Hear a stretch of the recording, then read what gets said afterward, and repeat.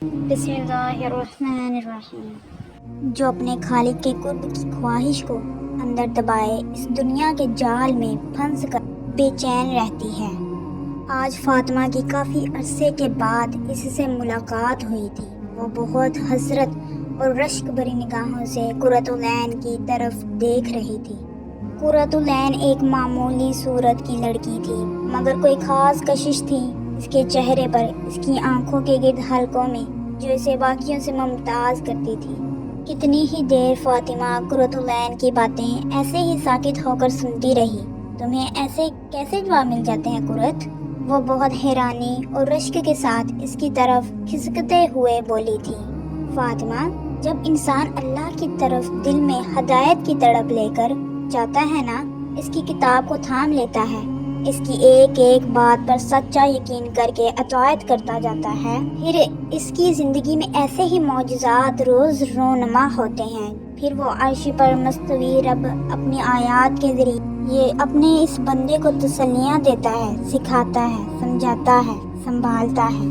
قرۃ العین محبت بھرے لہجے میں اسے بتا رہی تھی کہ آنکھوں میں نمی سی تیرنے لگی۔ فاطمہ کے رونگٹے کھڑے ہو رہے تھے اس کی باتوں کو سن کر۔ اس کے جسم میں ایک لہر سی دوڑ گئی تھی۔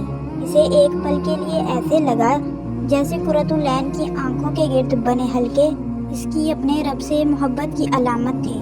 ہاں، وہ بھی تو کبھی کسی انسان کی محبت میں ایسے ہی اپنی آنکھیں کالی کرتی رہی تھی، مگر اب اسے احساس ہونے لگا تھا کہ دنیا کا ہر رشتہ فانی ہے، خصوصاً حرام تعلقات جو انسان کے اندر کے سکون کو برباد کر دیتے ہیں، اسے اپنے رب سے، اپنے آپ سے دور کر دیتے ہیں۔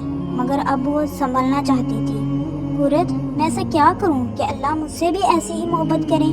میں بھی اس کی محبت محسوس کر کے آنسو بہاؤں، مجھے بھی وہ ہر لمحہ اپنی آیات کے ذریعے جواب دیں۔ فاطمہ کے لہجے کی تڑپ اور آنکھوں کی نمی نے قرۃ العین کے ایمان میں مزید اضافہ کر دیا تھا۔ وہ دل ہی دل میں فاطمہ سے محبت محسوس کرنے لگی تھی۔ یہی تو تھی اللہ کی خاطر محبت، اس کی محبت پانے کی خاطر محبت۔ قرۃ العین مسکراتے ہوئے پیار بھرے لہجے میں اس کے ہاتھ کو تھامتے ہوئے کہنے لگی، فاطمہ، تمہیں پتہ ہے یہ ہدایت وعد ایسی چیز ہے جس کے لیے جب تک تم تڑپ نہیں دکھاؤ گی وہ نہیں ملے گی۔ تم اللہ کے آگے سجدوں میں گڑ گڑاؤ کہ اللہ مجھے ہدایت دے دے، مجھے اپنی محبت کے لیے چن لیں، اللہ کو دکھاؤ اپنی تڑپ۔ تمہیں پتہ ہے اللہ قرآن میں کیا کہتا ہے؟ پارٹ 2 کے لیے کمنٹ سیکشن میں کمنٹ کریں۔